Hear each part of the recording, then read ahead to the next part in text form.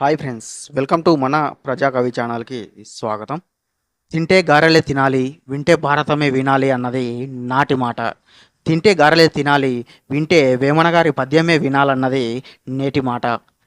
Hi friends, మనలో చాలామంది సత్యాన్ని పాటిస్తూ ఉంటారు, ధర్మాన్ని అనుసరిస్తూ ఉంటారు, న్యాయం వైపు నిలబడుతూ ఉంటారు. కొంతమంది అయితే కేవలం నిజాలే మాట్లాడుతుంటారు. అయితే దీని ఫలితంగా మనకు ఒరిగింది ఏంట్రా అంటే సత్యాన్ని పాటించేవాడికి సమస్యలు ఎదుర్కోవడం, లేదంటే ధర్మాన్ని అనుసరించేవాడు దద్దమ్మగా పీలుకోవడం, న్యాయం వైపు నిలబడ్డవాడు నరకం చూడడం, లేదంటే నిజాలు చెప్పేవాడు నిందలు పొందడం. సో ఈ తంతు మొత్తం కేవలం మనకు మాత్రమే జరిగింది కాదు. చరిత్రలో ఆనాడు సత్యమే తన ప్రాణంగా జీవిస్తున్నటువంటి సత్య హరిశ్చంద్రుడి నుండి నేటి తరం వరకు, అంటే మన వరకు జరిగింది ఇదే, జరుగుతుంది ఇదే, జరగబోయేది కూడా ఇదే. మరి మన జీవితానికి ఇన్ని కష్టాలను, ఇన్ని సమస్యలను తెచ్చిపెట్టేటువంటి సత్యము, ధర్మము, న్యాయాన్ని పాటించడం అవసరం అంటే ఖచ్చితంగా అవసరమే. అలా కాకుండా అసత్యం వైపు వెళ్ళి అబద్ధాలు ఆడుతూ, ఇతరులను మోసం చేస్తూ, అధర్మం వైపు నిలబడి, అన్యాయం వైపు నిలబడి, అధర్మాన్ని పాటిస్తూ పోతే మహా అయితే ఒక 4 రోజులు ఈ పబ్బం గడుస్తుందేమో, కానీ మీకు ఆ తర్వాత మీ జీవితం నరకంగా మారుతుంది. కానీ మీలో చాలా మంది ఏంటి బ్రదర్, ఎప్పుడో వచ్చేటువంటి కష్టానికి, లేదంటే ఎప్పుడో వచ్చేటువంటి నరకానికి ఇప్పుడున్నటువంటి ఈ ప్రజెంట్ క్షణాలను, ఈ ప్రజెంట్ జీవితాన్ని ఇబ్బంది పాలు చేసుకోవాలా, కష్టాలు అనుభవించాలా, నరకం చూడాలని చెప్పి మీలో చాలా మంది అనుకుంటారు. కానీ ఇక్కడ మీరు ఒక విషయం గుర్తుపెట్టుకోవాలి. అసత్యం ఆడుతూ, అబద్ధాలు చెప్తూ, ఇతరులను మోసం చేస్తూ, అధర్మాన్ని ఆచరిస్తూ, లేదంటే అన్యాయం వైపు నిలబడిన వాడు చరిత్రలో నిలిచినట్టు ఎక్కడ కూడా లేదు. ఇక్కడ మనం మాత్రమే కాదు, జీవితంలో సత్యాన్ని, ధర్మాన్ని, న్యాయాన్ని పాటించిన ఎవరి జీవితం కూడా సాఫీగా సాగలేదు. ఇది మాత్రం 100% కరెక్ట్. కానీ వాటిని పాటించిన వాళ్ళ పేర్లు మాత్రం ఇప్పటికీ చెప్పుకుంటూనే ఉన్నాం, రేపు రాబోయే తరాలు కూడా చెప్పుకుంటూనే ఉంటాయి. ఎందుకంటే వాటికి ఉన్నటువంటి పవర్ అటువంటిది. పేరు ఎవరికి కావాలి బ్రదర్? ఇక్కడ ఉన్న ఈ 4 రోజులు సుఖంగా, సంతోషంగా ఉంటే చాలనుకుంటే ఇక్కడ మిమ్మల్ని ఎవరు బాగు చేయలేదు. ఏంటి బ్రదర్, ఒకవైపు సత్య హరిశ్చంద్రుడి గురించి చెప్పుకునే ఉన్నారు కదా, సత్యమే తన ప్రాణంగా జీవించినటువంటి సత్య హరిశ్చంద్రుడి పరిస్థితి ఏమైందో తెలీదా? అతనికి ఏ గతి పట్టిందో తెలీదా? ఆ సత్యాన్ని అన్వేషిస్తూ, సత్యాన్ని పాటిస్తూ అతడు చివరికి తన బిడ్డను, తన భార్యను కూడా దూరం చేసుకున్నటువంటి పరిస్థితులు గమనించలేదని చెప్పి మీరే నన్ను అడుగుతారు. నిజానికి ఈ వీడియో చేయకముందు నేను కూడా ఆలోచించాను, అసలు ఎందుకు ఈ సత్యాన్ని, న్యాయాన్ని, ధర్మాన్ని పాటించే వాళ్ళకి ఎందుకు ఇన్ని కష్టాలు వస్తాయి, ఎందుకు ఇన్ని సమస్యలు వస్తాయి? ఇలా సత్యాన్ని పాటించే వాళ్ళకి, ధర్మాన్ని అనుసరించే వాళ్ళకి, న్యాయం వైపు నిలబడే వాళ్ళకి ఈ విధమైనటువంటి కష్టాలు వస్తాయి, ఈ విధమైనటువంటి సమస్యలు వస్తే ఎలా మనం సత్యాన్ని పాటించాలి, ఎలా ధర్మాన్ని అనుసరించాలి, ఎలా న్యాయం వైపు నిలబడాలి? అరే, మరోవైపు సొసైటీలో అధర్మాన్ని పాటిస్తూ, అబద్ధాలాడుతూ, మోసాలు చేస్తూ, అన్యాయాలు చేసే వాళ్ళే దర్జాగా బ్రతుకుతుంటే ఈ సత్యాన్ని, ధర్మాన్ని, న్యాయాన్ని నమ్ముకొని బతికేటువంటి మనకు ఎందుకు ఈ గతి అని చెప్పి నేను చాలా ఆలోచించాను. అయితే ఇక్కడ శ్రీకృష్ణుడు చెప్పినటువంటి ఒక మాట గుర్తు చేసుకోవాలి. శ్రీకృష్ణుడు ఏం చెప్పాడు? కాలాన్ని బట్టి ధర్మము, న్యాయము, నిజము అనేది మారుతూ ఉంటాయి అని చెప్పాడు. అంటే సత్యం అన్నది ఎప్పటికీ మారదు, సత్యం అలాగే ఉంటుంది. ఈ సత్యాన్ని అంటిపెట్టుకున్నటువంటి ఈ ధర్మము, న్యాయము, నిజాలన్నిటివి కాలాన్ని బట్టి మారుతూ ఉంటాయని చెప్పి దాని అర్థం. అయితే శ్రీకృష్ణుడు చెప్పినటువంటి ఈ మాటను గమనిస్తే జీవితంలో ఎవరైతే ఇప్పుడున్నటువంటి ఈ కాలంలో సత్యాన్ని, ధర్మాన్ని, న్యాయాన్ని పాటిస్తున్నారో వారికి ఎందుకు కష్టాలు వస్తున్నాయి అనేటువంటి విషయం నాకు బాగా అర్థమైంది. అసలు ఈ కలియుగం అనే కాదు, ఏ యుగంలో అయినా సరే, ఎటువంటి పరిస్థితుల్లోనైనా సరే సత్యాన్ని, న్యాయాన్ని, ధర్మాన్ని పాటిస్తూ కూడా సమస్యలు తెచ్చుకోకుండా, మనకు గడ్డి పరిస్థితులు తెచ్చుకోకుండా ఏ విధంగా బ్రతకాలి అనేటువంటి విషయం బాగా అర్థమైంది. అదేంటంటే బేసిక్గా మనం ఏం చేస్తుంటాం, మన జీవితంలో సత్యాన్ని పాటిస్తూ ఉంటాం, ధర్మాన్ని అనుసరిస్తూ ఉంటాం, న్యాయం వైపు నిలబడుతూ ఉంటాం, లేదంటే నిజాలు చెప్తూ ఉంటాం. అయితే వీటన్నిటిని పాటించేటువంటి ఈ జీవితంలో ఎప్పుడైనా ఎదురు దెబ్బలు తగిలితే మనకు సడన్ గా అనిపిస్తుంది, అసలు మనకు ఏం ఒరిగిందిరా, ఇంత నిజాయితీగా బతికి, లేదంటే ఇంత ధర్మాన్ని పాటించి, ఇంత న్యాయం వైపు నిలబడి, లేదంటే ఈ సత్యాన్ని అన్వేషించి, సత్యాన్ని పాటించి మనకి ఏం ఒరిగింది అని చెప్పి మనం వెంటనే డ్రాప్ అవ్వడం జరుగుతుంది. అయితే ఇక్కడే మనం ఒక విషయాన్ని చాలా లోతుగా ఆలోచించాలి. అసలు మీరు మీ జీవితంలో సత్యాన్ని పాటించారు, బాగానే ఉంది, ధర్మాన్ని అనుసరించారు, ఇంకా బాగుంది, న్యాయం వైపు నిలబడ్డారు, నిజాలే మాట్లాడారు, చాలా అద్భుతంగా ఉంది. కానీ మీరు చేసేటువంటి తప్పు ఏంట్రా అంటే, నువ్వు సత్యాన్ని పాటించావు, ఎవరి దగ్గర పాటించావు? అసత్యం ఆడేవాడి దగ్గర. నువ్వు ధర్మాన్ని అనుసరించావు, ఎవరి దగ్గర? అధర్మంగా ఉండేవాడి దగ్గర. నువ్వు న్యాయం వైపు నిలబడ్డావు, ఎక్కడైతే అన్యాయం జరుగుతుందో అక్కడ న్యాయంగా ఉండాలని చూసుకున్నావు.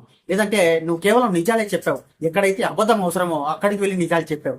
సో మీకు ఇంకా ఏ విధంగా మీరు సత్యాన్ని, ధర్మాన్ని పాటించి ఏ విధంగా మీరు జీవితంలో నెగ్గగలుగుతారు, ఏ విధంగా మీరు సంతృప్తి చెందగలుగుతారు? అంతే కదా ఫ్రెండ్స్. ఫర్ సపోజ్ మీరు చూడండి, ఒక వ్యక్తి దగ్గరికి వెళ్ళి మీరు కేవలం నిజాలే మాట్లాడుతున్నారు. మీరు ఎవరికైతే నిజం చెప్తున్నారో ఆ వ్యక్తి నిజాయితీ పరుడా? ఫస్ట్ ఆఫ్ ఆల్ అదే ఆలోచించాలి. ఒక వ్యక్తి దగ్గరికి వెళ్ళి మీరు సత్యాన్ని మాత్రమే మాట్లాడుతున్నారు, ఆ వ్యక్తి సత్యవంతుడా? ఒక వ్యక్తి దగ్గరికి వెళ్ళి కేవలం ధర్మాన్ని పాటిస్తున్నారు. ఆ వ్యక్తి నిలబడ్డటువంటి ప్లేసు ధర్మమైనదేనా, లేదంటే ఒక వ్యక్తి దగ్గరికి వెళ్ళి న్యాయం వైపు నిలబడ్డారు, ఆ వ్యక్తి న్యాయం వైపు నిలబడ్డాడా అనేటువంటిది ఫస్ట్ మనల్ని మనం ప్రశ్నించుకోవాలి. అలా కాకుండా అసత్యం ఆడేవాడి దగ్గరికి వెళ్ళి సత్యం మనం మాట్లాడి, లేదంటే అధర్మ వైపు నిలబడ్డ వాడికి వెళ్ళి ధర్మాన్ని మనం పాటించి, లేదంటే అన్యాయం వైపు నిలబడ్డ వాడి దగ్గరికి వెళ్ళి న్యాయం జరగాలని మనం ఆశించడం అది మన తప్పే అవుతుంది కదా. అలాంటప్పుడు పొరపాట్లన్నీ మీరు చేసి సత్యాన్ని, న్యాయాన్ని, ధర్మాన్ని పాటించినందుకే నాకు ఈ గతి పట్టిందని చెప్పి ఎలా అనుకుంటావు? ఫర్ సపోజ్ మనకు సినిమాలో చూపిస్తూ ఉంటారు, ఒక రౌడీ ఉంటాడు, ఆ రౌడీకి ఒక వ్యక్తి నుండి ఒక నిజం కావాలి. వాడేమో అధర్మాన్ని పాటిస్తుంటాడు, అన్యాయం వైపు నిలబడతాడు, అతడు పెద్ద అబద్ధాలకు గురు. కానీ వాడు ఆశించేది ఏంటి? నిజం. కేవలం నీ దగ్గర నుండి నిజాన్ని మాత్రమే ఆశిస్తాడు. కానీ ఆ నిజం వాడికి చెప్పడం వల్ల నీకు ఒరిగింది ఏంటి? వస్తే చావు, లేదంటే దండన, ఇంతకు మించి ఏమైనా వస్తుందా? కానీ ఇక్కడ సత్యాన్ని పాటించడం, నిజం చెప్పడం అన్నది నీ ధర్మం, నీ మంచి వ్యక్తిత్వం. కానీ నువ్వు ఎవరి దగ్గర ధర్మాన్ని పాటించావు, ఎవరికి నిజాలు చెప్పావు, ఎవరి దగ్గర సత్యాన్ని పాటించావు, ఎవరి దగ్గర న్యాయం కోసం ఎదురు చూసావు అన్నది అది నీ మీదే ఆధారపడి ఉంటుంది. అసలు ఎవరి దాకా ఎందుకు? చరిత్రలో చూసుకోండి, మహాభారతంలో ధర్మరాజే ఉన్నాడు. ఎంత మంచి వ్యక్తి, ధర్మాన్ని ఏ విధంగా పాటించాడో మనందరికీ తెలుసు. కానీ ఆ ధర్మాన్ని నమ్ముకొని కూడా ధర్మరాజు ఎటువంటి కష్టాలు అనుభవించాడో మనందరికీ తెలిసిందే. మరోవైపు కర్ణుడినే చూసుకుందాం. కర్ణుడిని మించినటువంటి దానకర్త లేరని చెప్తారు, కర్ణుడిని మించినటువంటి ప్రతిభాశాలి లేడంటాడు. అయినా సరే అటువంటి అంత త్యాగి అయినటువంటి కర్ణుడిపై కూడా ఒక మచ్చ ఉండిపోయింది. ఎందుకంటే కర్ణుడు ధర్మం పాటించలేదా అంటే పాటించాడు. కాకపోతే ఎవరి దగ్గర ధర్మం పాటించాలి అనేటువంటి విచక్షణ కోల్పోవడం వల్ల అతను ధర్మాన్ని పాటించినా సరే అది అధర్మంగా మిగిలిపోయింది చరిత్రలో. సో దీన్ని బట్టి మనకు ఏమర్థం అవుతుంది? సత్యాన్ని, ధర్మాన్ని, న్యాయాన్ని పాటించడంలో ఎన్నో సవాళ్లు ఎదురవుతాయి, ఎన్నో సమస్యలు ఎదురవుతాయి, ఎన్నో గడ్డి పరిస్థితులు కూడా ఎదురవుతాయి. ఆఖరికి వాటిలో పడి మన ప్రాణాలు కూడా పోవచ్చు. అయినా సరే మనం ప్రాణం పోతుందన్నా సరే మనం ఖచ్చితంగా మనం సత్యాన్ని, ధర్మాన్ని, న్యాయాన్ని అంటిపెట్టుకొని ఉండాలి. అసలు మన జీవితంలో మనం సత్యాన్ని, లేదంటే ధర్మాన్ని, న్యాయాన్ని పాటించడం వల్ల ఎందుకు కష్టాలు వస్తాయో కూడా ఇంకో క్లారిఫికేషన్ కూడా ఇస్తాను. ఎందుకంటే మనము ప్రజెంట్ ఉన్నటువంటి సొసైటీలో ఫర్ సపోజ్ 100%లో 60% of the people, 70% of the people ఈ యొక్క అసత్యాన్ని, అధర్మాన్ని, లేదంటే మోసాలను, టక్కరిని, సో వీటిని ఎంకరేజ్ చేసే వాళ్ళే ఎక్కువ ఉండడం వల్ల మన ఈ 40% లేదంటే 30% ఎవరైతే సత్యాన్ని, ధర్మాన్ని, న్యాయాన్ని పాటిస్తున్నారో వీరందరూ సర్వైవ్ కాలేకపోతున్నారు. వీరందరికీ కూడా ఎదురు దెబ్బలు తగలడం జరుగుతుంది. అంతే కదా. ఒక 60% లేదంటే 100%లో 70% పీపుల్ అధర్మాన్ని పాటిస్తే ఏమవుతుంది? మనం ఈ 30% పాటించేటువంటి ధర్మం అనేది కిందికి వెళ్ళిపోతుంది. ఆ 70% ఆఫ్ ద అధర్మం అనేది పైకి ఎత్తి చూపిస్తుంది. సో అందుకే మనకు ఇప్పుడున్నటువంటి సిచ్యువేషన్లో, ఇప్పుడున్నటువంటి సొసైటీలో మనకు మోసాలు జరిగిన, లేదంటే అధర్మాన్ని పాటించిన, అబద్ధాలు చెప్పిన, అన్యాయం వైపు నిలబడ్డ సరే తొందరగా గ్రోత్ అవడం అనేది జరుగుతూ ఉంటుంది. కానీ ఎంత త్వరగా గ్రోత్ అవుతారో అంత త్వరగా డౌన్ఫాల్ అవుతారో అన్నది కూడా మనం గమనించాలి. సో ఎవరైతే ఈ సత్యాన్ని, ధర్మాన్ని, న్యాయాన్ని పాటిస్తూ ఉంటారో వాళ్ళు మాత్రమే మెల్లమెల్లగా గ్రోత్ అయినా సరే అది లైఫ్ లాంగ్ మనతోనే ఉంటుందన్నది మనం గుర్తుపెట్టుకోవాల్సినటువంటి విషయం. మీరు ఒకసారి బాగా ఆలోచించండి. ఎక్కడైతే సత్యం అవసరం లేదో అక్కడికి వెళ్ళి నిజాలు మాట్లాడకపోవడం, లేదంటే ఎక్కడైతే అధర్మం నడుస్తుందో అక్కడికి వెళ్ళి ధర్మం పాటించకపోవడం, ఎక్కడైతే అన్యాయం జరుగుతుందో అక్కడికి వెళ్ళి న్యాయాన్ని ఆశించకపోవడం. సో ఈ విధంగా చేస్తే మహా అయితే మనకు వచ్చేటువంటి రిజల్ట్ ఏంటి? న్యూట్రల్ గా వస్తుంది. అయితే దానివల్ల మనకు వచ్చినటువంటి నష్టం కూడా ఏం లేదు. కానీ మనం చేసేటువంటి పొరపాటు ఏంద్రా అంటే సత్యం అవసరం లేని చోట సత్యం మాట్లాడడం, ధర్మం అవసరం లేని చోట ధర్మంగా నడుచుకోవడం, లేదంటే అన్యాయం జరిగే చోట న్యాయాన్ని ఆశించడం, నిజాలు అవసరం లేని చోట నిజాలు చెప్పి నిందలు పొందడం. సో ఇవన్నీ చేయడం వల్లే మనకు ఎదురు దెబ్బలు తగులుతూ ఉన్నాయి. సో అలా కాకుండా మీకు ఎక్కడైతే సత్యం అవసరం అవుతుందో, ఎవరితోనైతే నిజం చెప్పాలో వారికి మాత్రమే నిజం చెప్పండి. ఎక్కడైతే సత్యాన్ని పాటించాలో అక్కడే పాటించండి. ఎక్కడైతే ధర్మాన్ని పాటించాలో అక్కడ మాత్రమే అనుసరించండి. లేదంటే ఎక్కడైతే న్యాయం గెలుస్తుంది అనుకుంటారో, ఎక్కడైతే న్యాయం జరుగుతుంది అనుకుంటారో అక్కడ మాత్రమే న్యాయం వైపు నిలబడి చూడండి. అక్కడ మాత్రమే నిజాలు చెప్పి చూడండి. సో తద్వారా మీకు వచ్చేటువంటి ఫలితాలు అనేటివి చాలా అద్భుతంగా ఉంటాయి, చాలా అనుకూలంగా కూడా ఉంటాయి. ఫర్ సపోజ్ మీరు ఒక వ్యక్తి దగ్గరికి వెళ్ళారు, అతని దగ్గర నుండి ఒక నిజం కానీ, ఒక సత్యం కానీ, ఒక ధర్మాన్ని కానీ ఆశిస్తున్నారు. కానీ మీరు ఎవరి నుండి అయితే ఆ ధర్మాన్ని, లేదంటే సత్యాన్ని, నిజాన్ని ఆశిస్తున్నారో ఆ వ్యక్తి చాలా అధర్మం వైపు ఉన్నాడు, అధర్మాన్ని పాటిస్తున్నాడు, అన్యాయం వైపు ఉన్నాడు, లేదంటే అసత్యాన్ని పాటిస్తున్నాడు. అటువంటి వ్యక్తి దగ్గరికి వెళ్ళి మీరు ఎలా నిజాలు చెప్తారు? మీరు ఎలా ధర్మాన్ని పాటిస్తారు? అసలు మీరు ఎలా న్యాయం వైపు నిలబడతారు? అటువంటి వ్యక్తి నుండి ధర్మాన్ని ఆశించడం మీ తప్పు కాదా? సత్యాన్ని ఆశించడం మీ తప్పు కాదా? అటువంటి వాడికి నిజాలు చెప్పడం మీ తప్పు కాదా? సో ఇటువంటి తప్పులన్నీ మనం చేసి సొసైటీలో ఎవరి దగ్గర ఎలా ఉండాలో మనకు తెలియక మనం పొరపాట్లు చేసి మళ్ళీ సత్యాన్ని, ధర్మాన్ని, న్యాయాన్ని ఎందుకు నిందించాలి? మనది కదా ఈ అసలైన పొరపాటు. అందుకే శ్రీకృష్ణుడు కూడా మహాభారతంలో ఒక మాట అంటాడు, ఎవరి దగ్గర ఎలా ఉండాలో వాళ్ళ దగ్గర అలానే ఉండాలి. ఎదుటి వ్యక్తి నీతో ఎలా ప్రవర్తిస్తాడో నీవు అలాగే ప్రవర్తించు. వాడు అబద్ధం ఆడతాడా, వాడు అబద్ధాల కూర, నువ్వు కూడా వాడికి అబద్ధాలే చెప్పు. వాడు అధర్మాన్ని పాటిస్తాడా, నువ్వు కూడా అధర్మంగానే ఉండు. వాడు అన్యాయం వైపు నిలబడ్డాడా, నువ్వు కూడా అన్యాయమే చెయ్యి. వాడు కేవలం అబద్ధాలే చెప్తాడా, నువ్వు వాడి దగ్గర నిజాలు అస్సలు చెప్పకు. సింపుల్ గా చెప్పాలంటే ఎదుటి వాళ్ళు నీతో ఎలా ప్రవర్తిస్తారో నీవు కూడా వాళ్ళతోని అలానే ప్రవర్తించని చెప్పి శ్రీకృష్ణుడు ఆనాడే చెప్పడం జరిగింది. అలా కాకుండా నేను అన్ని వేళలా ఒకేలా ఉంటాను, అందరి దగ్గర ఒకేలా ఉంటాను, అన్ని మార్గాల్లో ఒకేలా నడుచుకుంటానంటే ఇటువంటి ఎదురు దెబ్బలే ఎదురవుతాయి. మరి సత్యహరిశ్చంద్రుడికి ఎందుకు అన్ని కష్టాలు వచ్చాయి? మనం అంటే సత్యం అవసరం లేని చోట సత్యాన్ని పాటించాం, ధర్మం అవసరం లేని చోట ధర్మాన్ని అనుసరించాం, న్యాయం అవసరం లేని చోట న్యాయం కోసం ఎదురు చూసాం, నిజాలు అవసరం లేని చోట మనం నిజాలే మాట్లాడాం. మనకు ఇటువంటి సమస్యలు ఎదురయ్యాయంటే ఒక అర్థం ఉంది. కానీ ఎంతో మంచి వ్యక్తి అయినటువంటి విశ్వామిత్రుడి దగ్గర కూడా సత్యహరిశ్చంద్రుడు ఎందుకు అన్ని సమస్యలు ఎదుర్కొన్నాడంటే నేను ఇంతకు ముందే చెప్పాను. సత్యహరిశ్చంద్రుడైనా దేవుడైనా మనమైనా ఎవరైనా సరే సత్యాన్ని, న్యాయాన్ని, ధర్మాన్ని పాటిస్తే కష్టాలు తప్పవు. బట్ కాకపోతే ఏంటంటే సత్యహరిశ్చంద్రుడు మనలాగా సత్యానికి భయపడలేదు, ధర్మానికి భయపడలేదు, న్యాయానికి భయపడలేదు. అందుకే అతడు చరిత్రలో నిలిచిపోవడం జరిగింది. ఎందుకంటే మనం సమాజంలో ఆడే ఒక చిన్న ఆటలో కప్పు కొట్టుకోవాలంటే ఎంత కష్టపడి ఆడాల్సి వస్తుంది. అలాంటిది చరిత్రలో ఒక వ్యక్తి నిలబడాలంటే, అందరిని మించి ఒక ప్రత్యేకమైనటువంటి స్థానాన్ని సంపాదించాలంటే మరి ఏ మేరకు అతడు కష్టాలు ఎదుర్కోవాలి, ఏ మేరకు అతను గడ్డు పరిస్థితులను ఎదుర్కోవాల్సి ఉంటుంది. కాబట్టి సత్యమే తన జీవితంగా బతికినటువంటి సత్యహరిశ్చంద్రుడు సత్యాన్ని పాటించడం వల్లే ఎన్నో అవమానాలు ఎన్నిటినో కోల్పోయాకే ఈ స్థితికి రావడం జరిగింది. సో ఇది ఫ్రెండ్స్, విన్నారు కదా. సత్యాన్ని నమ్ముకున్నటువంటి, సత్యమే తన జీవితం అనుకున్నటువంటి, సత్యమే తన ప్రాణం అనుకున్నటువంటి సత్యహరిశ్చంద్రుడు ఏ విధంగా ఇబ్బంది పడ్డాడు, ఎటువంటి సమస్యలు ఎదుర్కొన్నాడు అనేటువంటి విషయాన్ని చూశాం కదా. సో ఇదే విషయాన్ని యోగి వేమన గారు చెప్పినటువంటి ఒక చక్కటి పద్యం ద్వారా తెలుసుకుందాం. అనృత మాటలేక అలా హరిశ్చంద్రుడు ఆలి బిడ్డ నమ్మి అతడు కూడా మాలవానికప్పుడు మరిలోకు వై ఉండే విశ్వదాభిరామ వినురవేమ. అంటే ఫ్రెండ్స్ ఇక్కడ చూడండి, అనృత మాటలేక అలా హరిశ్చంద్రుడు అన్నాడు. అలా అంటే ఇక్కడ ఆనాడు, ఆ రోజుల్లో ఆనాడు హరిశ్చంద్రుడు విశ్వామిత్రుడికి ఇచ్చినటువంటి మాటను తప్పలేక, అసత్యం ఆడలేక, ఇక్కడ అనృత మాడలేక అంటే అబద్ధం చెప్పలేక, అసత్యం ఆడలేక, ఇచ్చినటువంటి మాటను తప్పలేక అని చెప్పే భావం. ఆ ఇచ్చినటువంటి మాటను తప్పలేక ఏం జరిగిందంట రెండవ పాదంలో చెప్తున్నాడు. ఆలి బిడ్డ నమ్మి అతడు కూడా అన్నాడు. విశ్వామిత్రుడికి ఇచ్చినటువంటి మాటను తప్పలేక, అతడి మాటకు ఎదురు చెప్పలేక, అసత్యం ఆడలేక చివరికి ఏ గతి పట్టిందంట.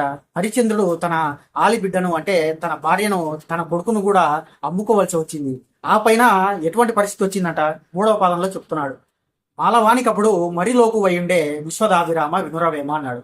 ఇక్కడ మాలవానికప్పుడు మరిలోకు వై ఉండే అంటే అర్థం ఏంటంటే మనందరికీ తెలిసిందే కదా. సత్యహరిశ్చంద్రుడు విశ్వామిత్రుడికి ఇచ్చినటువంటి మాటను నిలబెట్టుకోవడానికి అతని దగ్గర అసత్యం ఆడలేక తన రాజ్యాన్ని వదులుకొని తన భార్య బిడ్డల్ని కూడా తాకట్టు పెట్టి చివరికి అతనికి ఇచ్చినటువంటి మాటను నిలబెట్టుకోవడానికి ఆఖరికి కాటి కాపరిగా ఉన్నటువంటి ఒక మాలవాణి దగ్గరికి వెళ్ళి అతడి పొజిషన్లో అతడు ఉండి, అంటే కాటి కాపరిగా ఏ మాలవాడైతే ఉన్నాడో అతని ప్లేసులో ఇతడు వెళ్ళి నాకు కొంత ధనం ఇవ్వు, నేను ఒకరికి అప్పున్నాను, విశ్వామిత్రుడు అనే మహర్షికి నేను అప్పున్నాను, అతడికి అప్పు తీర్చాలి, లేదంటే నా మాట పోతుంది, ఎక్కడ నేను విశ్వామిత్రుడికి ఇచ్చినటువంటి మాట తప్పుతాను, నేను ఎక్కడ అసత్యవాదిని అవుతాను అని చెప్పి కంగారు పడి సత్యహరిశ్చంద్రుడు ఆఖరికి కాటి కాపరిగా ఉన్నటువంటి మాలవాడి దగ్గరికి వెళ్ళి, ఈ బదులు నేను కాటి కాపరిగా చేస్తాను, నాకు కాస్త సుంకం ఇవ్వు, నేను విశ్వామిత్రుడికి చెల్లించవలసి ఉందని చెప్పి చివరికి ఎంతో రాజ్య భోగభాగ్యాలు అనుభవించినటువంటి సత్యహరిశ్చంద్రుడు ఈ విధంగా కాటి కాపరిగా మారి ఆ సమయంలో ఆ కాటి కాపరి అయినటువంటి ఆ మాలవానికి కూడా లోకు అయిపోయి ఉండే కదా అని చెప్పి వేమన గారి. అందుకే మాలవానికి అప్పుడు మరీ లోకు అయి ఉండే విశ్వదాభిరామ వినురవేమ అన్నాడు. సో ఇది ఫ్రెండ్స్, చూశారు కదా. తన రాజ్యంలో ఎన్నో భోగభాగ్యాలను అనుభవించినటువంటి, ఎంతో రాజభోగభాగ్యాలకు ఆస్కారం ఉన్నటువంటి ఒక రాజు కేవలం సత్యాన్ని పాటించడం వల్ల ఎటువంటి పరిస్థితులు ఎదుర్కొన్నాడో చూడండి.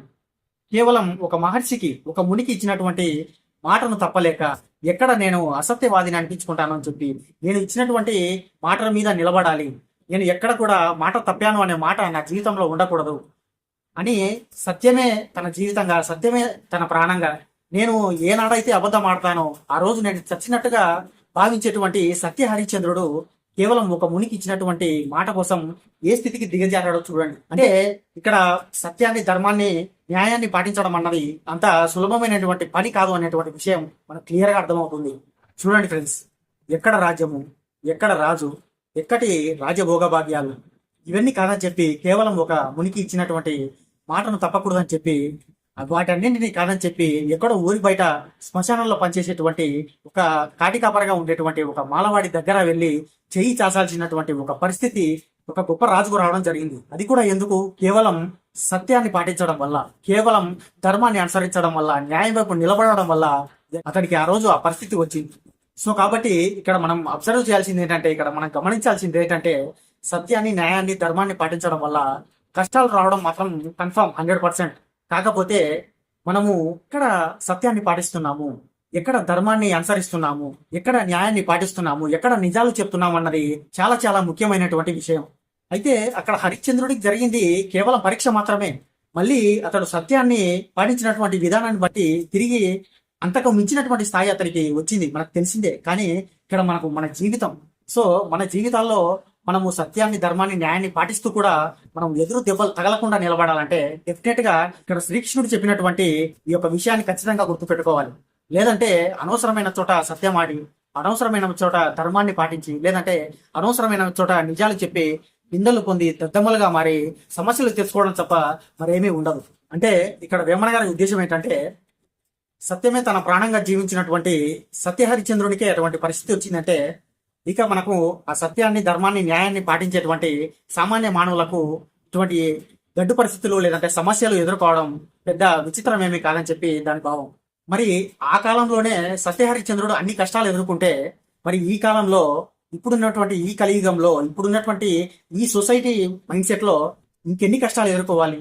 సత్యాన్ని, ధర్మాన్ని, న్యాయాన్ని పాటించి ఇంకా ఎంత దుర్బలమైనటువంటి పరిస్థితులు ఎదుర్కోవాలో మనం అర్థం చేసుకోవాలి. అందుకే ఎవరి దగ్గర ఎటువంటి పరిస్థితులలో ఎక్కడ ధర్మాన్ని ఆచరించాలి, ఎక్కడ న్యాయాన్ని పాటించాలి, ఎక్కడ సత్యం ఆడాలి, సో ఇవన్నీ కూడా క్యాల్కులేట్ చేస్తూ జీవితంలో ముందుకు సాగిపోతూ ఉండాలి. సో ఇది ఫ్రెండ్స్, విన్నారు కదా, కేవలం సత్యాన్ని అన్వేషిస్తూ, సత్యాన్నే పాటిస్తూ, సత్యమే తన ప్రాణంగా భావిస్తూ జీవించినటువంటి సత్య హరిశ్చంద్రుడి జీవితము సత్యాన్ని పాటించడం వల్ల ఎటువంటి పరిస్థితికి చేరుకున్నాడు అనేటువంటి విషయాన్ని యోగి వేమన గారు చెప్పినటువంటి ఒక చక్కటి పద్యం ద్వారా తెలుసుకున్నాం. సో ఇది ఫ్రెండ్స్, మరో వీడియోలో మరో పద్యంతో మళ్ళీ కలుద్దాం. అంతవరకు సెలవు, మీకు వాచ్ చేయండి.